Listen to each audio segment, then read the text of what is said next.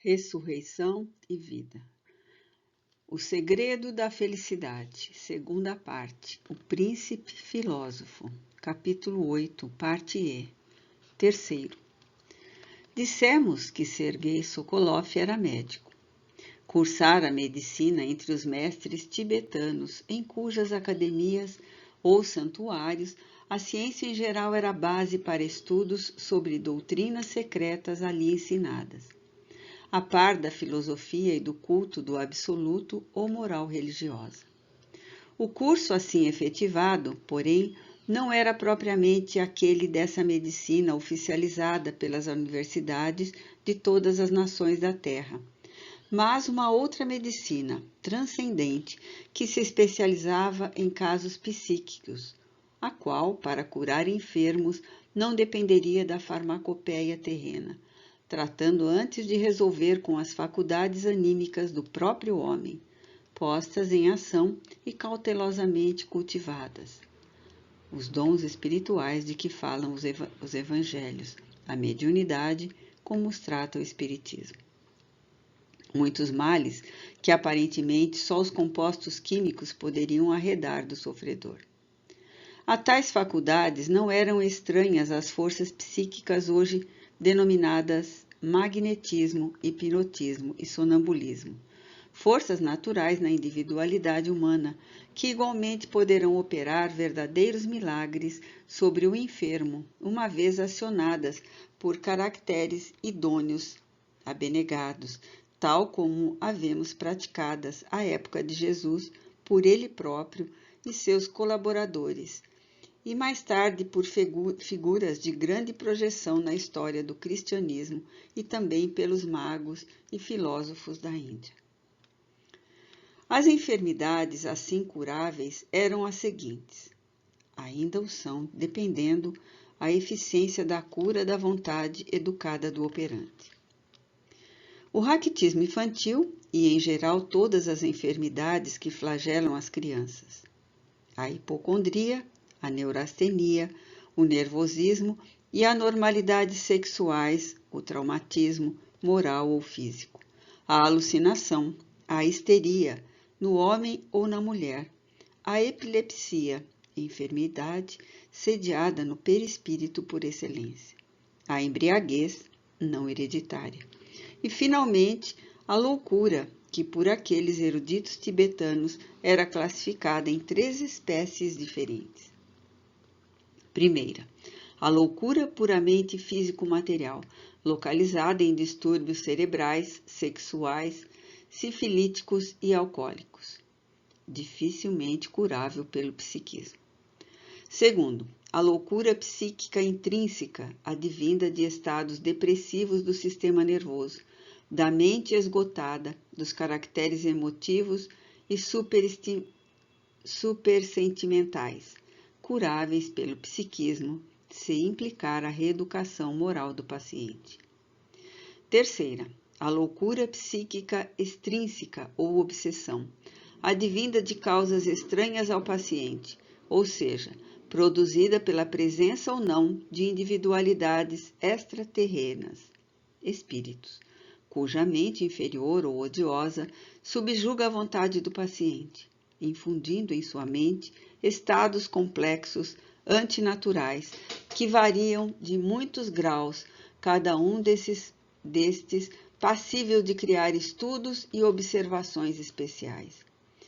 Facilmente curável pelo psiquismo, quando não implicar expiação consequente de desajustes conscienciais do próprio paciente. O curso feito pelo príncipe Vyasemsky seria por isso mesmo de medicina transcendental, curso aprofundado, próprio de mentalidades e caracteres superiores, muito adaptável ao coração do sincero crente em Deus, cuja alma se deverá elevar aos domínios da abnegação e não do interesse imediato, e cujas aspirações se afinarão com as coisas divinas, como as disposições sublimes do amor ao próximo.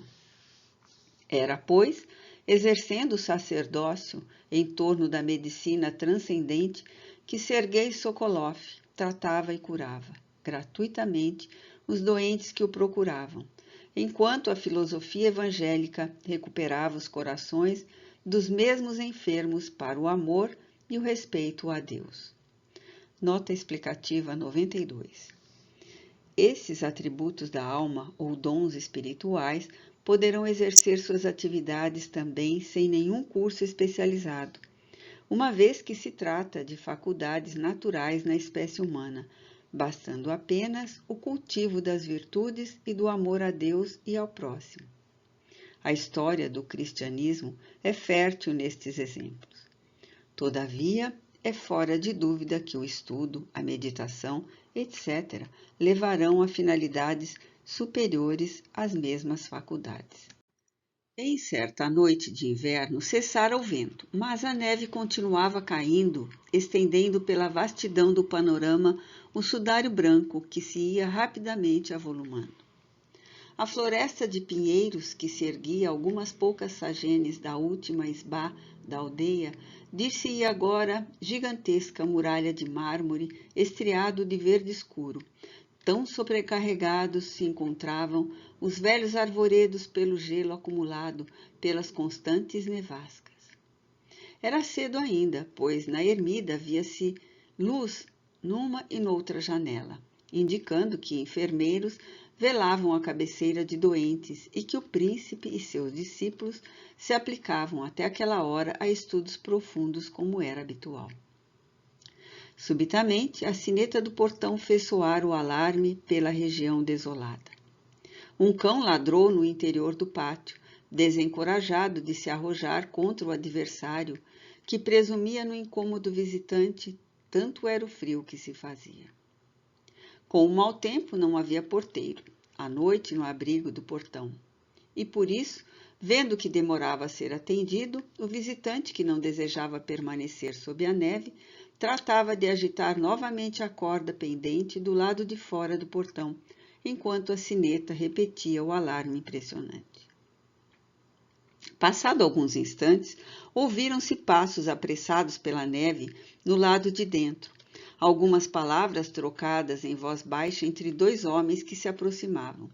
E em seguida a portinhola abriu-se e a voz do velho porteiro, que a correra, interrogou: "Quem vem da parte de Deus a tais horas e com esse tempo?" "Paizinho, sou eu, Misha." Nota explicativa 93. Diminutivo de Miguel. Nikolaevich, que necessita ver imediatamente nosso amado paizinho Vyazeminski. Um doente espera por ele em estado grave em minha esbá. O portão abriu-se apressadamente, não sem dificuldades, devido à neve que o punha em traves, e Misha entrou apressado. Os três homens traziam cada um a sua lanterna, e somadas aquelas luzes, o carreiro até a entrada da ermida aclarou-se prodigamente e eles penetraram no edifício central. Serguei encontrava-se na sala de estudos, com efeito, rodeado de alguns discípulos que o ouviam em respeitoso silêncio, e recebeu o visitante imediatamente e com afabilidade, como era habitual. Este chegou-se a ele depois de ter deixado no vestíbulo as botas molhadas pela neve. Caminhando apenas sobre as meias de lã, curvou-se respeitosamente diante do príncipe, que se levantara, beijou-lhe a destra, que fora estendida para ele, e falou comovido pelo gesto amigável que recebera, pois Serguei não exigia de seus subalternos que esperassem ordem a fim de dirigir-lhe a palavra. "Paizinho, Maria Alexandrovna, minha mãe, roga-vos uma visita para sua hóspede, que chegou hoje à tarde e se encontra gravemente enferma. Não faz outra coisa senão chorar desde que chegou, e já teve 3 crises de alucinação que nos estarreceram. Parece que está louca. Tirita em febre, diz coisas desconexas." A um gesto de Serguei, um serviçal retirou-se a fim de ir buscar o seu casaco de peles, as botas, o regalo, as luvas e o barrete, também de peles, e enquanto esperava e se preparava, também interrogava ele a Misha quase distraidamente. Não sabia que havia forasteiros em nossa aldeia. De que se trata? É uma linda jovem, paizinho, que foi minha irmã de leite, apesar da distância social que nos separa. Disseram que lhe ocorreu uma desgraça. Bem, trata-se da condessa Khvostkov, Olga Nadia Andreevna. Ah, sim, respondeu Viazemsky. Conheci seu pai em Moscou, mas a ela não a conheci. Devia ser então uma criança. Que teria a condessinha vindo a fazer aqui nesta solidão do Ural? Pois, meu paizinho, aí é que se encontra a desgraça que atingiu. O senhor conde, seu pai, morreu subitamente. Agora, bem, Masha Alexandrovna, minha mãe, de certo vos porá ao corrente dos fatos. Empunhando lanternas e resistentes cajados para se defenderem dos lobos, sempre possíveis na região, puseram-se a caminho os 2 homens, acompanhados de mais 2 internos da ermida, em demanda da residência de Maria Alexandrovna. Serguei fora o único que rejeitara a arma para se defender dos lobos. E por que lhe oferecessem um cajado com ponta de aço aguda, arma perigosa, certamente mortal, ele respondeu: Obrigado, mas não há necessidade. Os lobos são mansos. Costumo sair por aí à noite para respirar o ar puro da floresta e jamais encontrei animais perigosos. Quarto, Sergei Sokolov só deixou a casa de Maria Alexandrovna ao amanhecer. A neve cessara o vento. O dia apresentava-se tão sombrio como se fosse anoitecer, e o ar se conservava pesado, prenunciando novas tempestades de gelo para o decorrer da tarde. Nada mais sucederá, Masha. Esteja descansada. A doente entrará em convalescença hoje mesmo. Só pela madrugada despertará. Encontra-se sob a ação de pesado sono. Nota explicativa 94. A medicina oficial moderna usa o mesmo processo para curas rápidas, designando-o por sonoterapia e provocando o estado letárgico com medicamentação adequada, o que também se poderá fazer com o magnetismo, sem necessidade de drogas. Por mim provocado, o qual lhe há de restaurar o equilíbrio nervoso, e quando despertar, estarei aqui novamente. Que Deus o recompense, paizinho, sois o bom anjo do Ural. Que seria dessa pobre criança que eu criei nos meus peitos se não fosse o vosso bom coração? Maria Alexandrovna chorava, enxugando as lágrimas com o avental que lhe protegia as saias. E Serguei falava e ouvia, detendo-se no umbral do aposento, onde a doente repousava sobre um leito bem aquecido, ao lado de uma lareira acesa. Ao chegar à ermida, o príncipe filósofo mostrava-se distraído e pensativo. Tomara o seu chá fumegante, acompanhado de pequenos pastéis açucarados, manteiga, ovos e queijo, e se retirara para sua cela, onde afirmava deveria repousar de uma noite insônia à cabeceira de um doente. Em verdade, porém, deixara-se cair sobre o leito no qual se sentara. Baixara a fronte, a fim de meditar e orar melhor. E assim permanecera grande parte do dia em sublimes trabalhos de invocações e radiações psicomagnéticas em favor da nova cliente.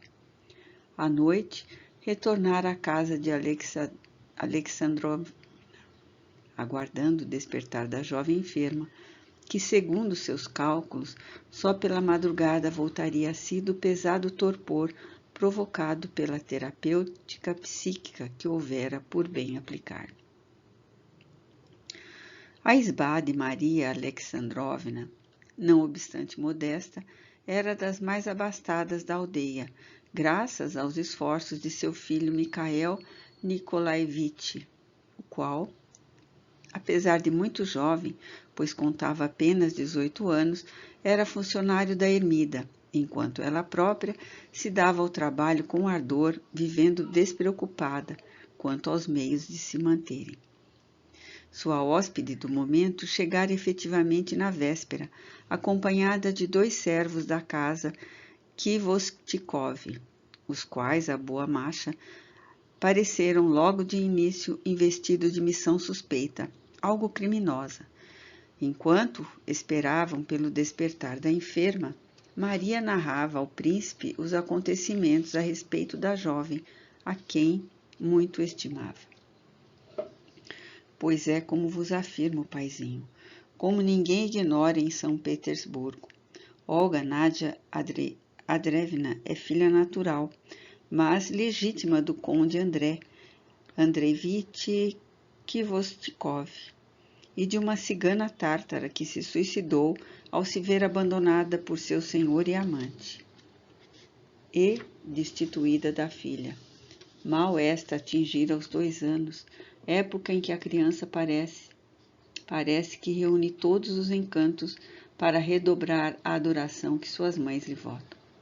Educada no mosteiro de religiosas, às expensas do pai, que a queria com muito fervor, esperava ela a maioridade para se apresentar à sociedade, ingressar na aristocracia, a cujo respeito tinha direitos pela legitimação com que a amparara o conde, seu pai, e escolher marido entre os muitos jovens que não desprezariam nem a sua beleza, porque era realmente linda, nem sua fortuna, pois era riquíssima e proprietária de um dos domínios de Tula. Seu pai, que a amava muito, prometera que ela viveria junto dele até que se casasse e que a apresentaria à corte na melhor oportunidade, obtendo para ela o título de dama da nossa mãezinha Catarina II, visto que tal pretensão ser-lhe-ia mais fácil realização, uma vez que era um dos favoritos da czarina, que já lhe confiara mais de uma missão espinhosa até mesmo no estrangeiro. Desde o seu nascimento, quando o conde a retirara dos braços de sua infeliz mãe, 2 vezes repudiada por ele próprio e por sua tribo, fui contratada para criá-la junto dele, e até os 12 anos da mesma fui eu quem tratei e acompanhei. Porém, o conde casara-se com uma senhora muito respeitável, mas também muito orgulhosa, a qual todos os dias afirmava não poder tolerar de boa mente a presença em sua casa daquela criança, cujo nascimento era atestado vergonhoso da conduta libertina de seu marido enquanto solteiro. Não obstante, havê-la o pai legitimado, como se tal acontecimento não fosse tão comum entre as famílias de nossa Santa Rússia e do mundo inteiro. E sem querer compreender que a pobre criança é que não poderia ser responsável pelos desatinos dos pais. E tanto se infernou a nova condessa, tantas altercações e ameaças graves começaram a surgir entre o casal, em virtude da presença da menina no domicílio paterno. Tantas injustiças passou a criança a sofrer de sua orgulhosa madrasta, que, desesperado, o conde decidiu confiá-la aos cuidados das monjas de Kiev, para tratarem da sua educação até a maioridade, após lavrar testamento, deixando-a como sua principal herdeira. Separei-me dela nessa ocasião e decidi então residir em Perm, onde nasci e onde ainda possuía alguns parentes, e depois vim para esta aldeia que o paizinho levantou, onde sua bondade se apiedou de minhas dificuldades e me favoreceu meios de obter recursos para viver acompanhada de meu filho. O conde Khvostilov, porém, faleceu agora, subitamente, vítima de um acidente durante uma caçada, em que se envolvera com alguns amigos, sem haver nomeado tutor para a filha. Uma vez ciente de que Olga Nadia Andreevna era a maior herdeira de seu pai, a viúva Khvostikov entendeu-se com os demais parentes, os quais, por sua vez, sempre preferiram avistar na órfã a intrusa de sangue cigano, que lhes arrebataria uma herança respeitável. e resolveram todos retirar a menina do convento e exilá-la para minha casa, com recursos tão diminutos para viver que terá de trabalhar como qualquer camponesa. Se não conseguir possibilidades de aproximar-se de nossa mãezinha imperatriz para pedir-lhe justiça. E isso fizeram para se apossarem da fortuna, fazendo constar que a menina está desaparecida, com a cumplicidade de seus afins ciganos, ou que não mais existe. E o paizinho sabe que não faltarão funcionários desonestos capazes de se acumpliciarem com o mal a troco de uma boa propina. Olga Nádia conta 18 anos, é uma criança desamparada, como vemos, pois os seus 2 irmãos, ainda que fossem seus amigos, nada poderiam tentar a seu favor, por serem ainda mais jovens do que ela. Ao chegar aqui, trazida à força, como num rápido por 2 fiéis da condessa, tentou matar-se, depois, pois sente horror pelo futuro que a aguarda. Teve crises nervosas indescritíveis, como o paizinho chegou a presenciar. E se não fosse tantos cuidados que lhe dispensamos, não sei o que teria sido dela a estas horas. A boa mulher narrava o drama de Olga, desfeita em prantos, via as emis que não emitiram um só monossílabo. No entanto, ao compreender que Masha terminaria a triste exposição, interrogou, e sua voz era ainda mais grave que habitualmente. Sabe se estão em seu poder os papéis de legitimação e títulos de fortuna deixados pelo pai? Sim, estão com ela, Barine. Não sei como pôde defendê-los da ambição dos inimigos familiares, mas o certo é que se acham em seu poder. A seu mandado, retirei-os do forro da saia que usava ao chegar aqui, onde estavam ocultos. O príncipe recebeu-os das mãos prestativas da ama, examinando-os com lentidão, e depois dobrando-os cautelosamente e devolvendo-os a Maria Alexandrovna, observou em tom discreto. Sim, estão regulares. Se estimas essa jovem e lhe desejas algum bem, não comente com quem quer que seja que ela os possui, e ajuda a conservar tais documentos com a máxima cautela. Por enquanto, será preferível que ela se conserve aqui exilada, até que a esqueçam. Mais tarde, com eles poderá requerer os direitos que lhe cabem como filha e herdeira de um fiel servidor de nossa imperatriz.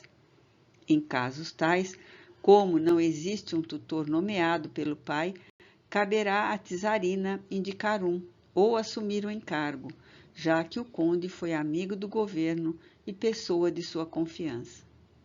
Mais tarde, veremos o que será possível tentar em seu benefício.